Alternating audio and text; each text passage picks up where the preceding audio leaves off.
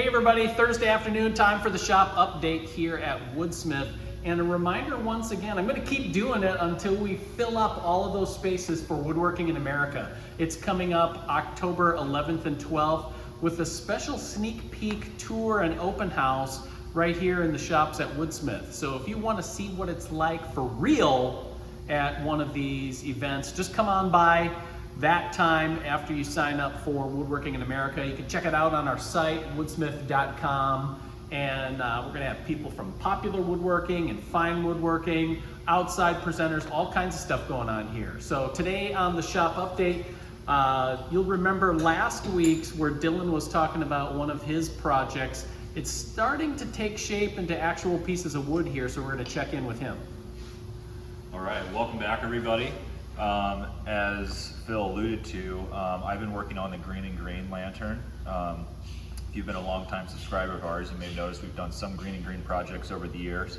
I think the more recent one has either been a mirror, or I know that Chris had done I think it was a smaller cabinet back when Dana was here, which feels like ancient history. So it's time I think to kind of integrate one of those projects back into our matrix. So I started rifling through a couple of the books that we have, and you know, we've done some lighting, but we haven't done any Greene Greene lighting, and there's actually a considerable amount of it out there. They have these beautiful wall hanging, wooden lanterns. Some of them are more the scale or size of a chandelier, while others are a little bit smaller and intimate and are meant to be going like kind of like a reading nook. And so what kind of drew me to these is that a lot of them, if they weren't sconces and they were more in the category of lantern, you have your typical, frame or lamp kind of box, and then you would have a shade up above, and then they had these kind of ornate or elaborate ceiling mounts, and then the way that they were suspended was by these straps of leather, which I thought was kind of clever and cool, and really kind of changes the aesthetic a little bit. It breaks up a lot of the warmer tones of the wood, and I think it kind of just further kind of complements or accents the pieces. And so the way this will be suspended from the ceiling is going to be, there's four, I believe they're about 1 inch or 1 1/4 inch wide leather straps, and then they're either you could use a stud, rivet, or even like a snap if you needed access, or if you wanted to actually change the height of them too. That would be a really nice feature with this leather, is you could have multiple adjustment points, or you could again change out the leather to change up the color of the material a little bit. Otherwise, a lot of the elements are very reminiscent of Greene Greene. So everything is got a little bit, has an offset or a recess of some sort. You've noticed the ebony plugs. The shade will also get some plugs too, since it has breadboard ends. We're using screws to attach those to allow for wood movement. We have square pegs down here. Up top, they'll be rectangular, so you'll get a little bit of contrast in the ebony plugs there. We went ahead and used African mahogany.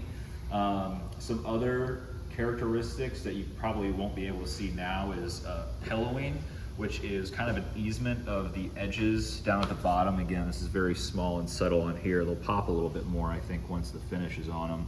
And then all of the edges get eased back as well. You'll notice that the rails are 1/8 of an inch set back from the stiles. So again, a lot of really like fine detail stuff that is representative of that period. Another element that Steve has not gotten to yet are these little, they call them cloud lifts. And a lot of times you'll see them up top, or there'll be double cloud lifts that kind of surround, if you have like a table of some sort, it goes around the top rails of a piece. That kind of, I don't know, it's more of an aesthetic thing than it is structural. But it's something that they adopted, the Greene Greene brothers adopted in theirs, and it's very like quintessentially Greene Greene. And so I went ahead and alternated mine. Another thing I like about this piece too is that there's a lot of parts, but they're all like components, which makes things really easy when you're going to draw them and machine them. So all of these stiles are the same size, all of the top rails are the same size, all the bottom rails are the same size. There's very limited amount of parts in the shade, as well as the ceiling mount. So you're really just making multiples of the same part, which is really nice and kind of sets you up to streamline things a little bit. So they look very involved, but there's not a whole lot going on other than some detail work with the pegs that are strictly decorative.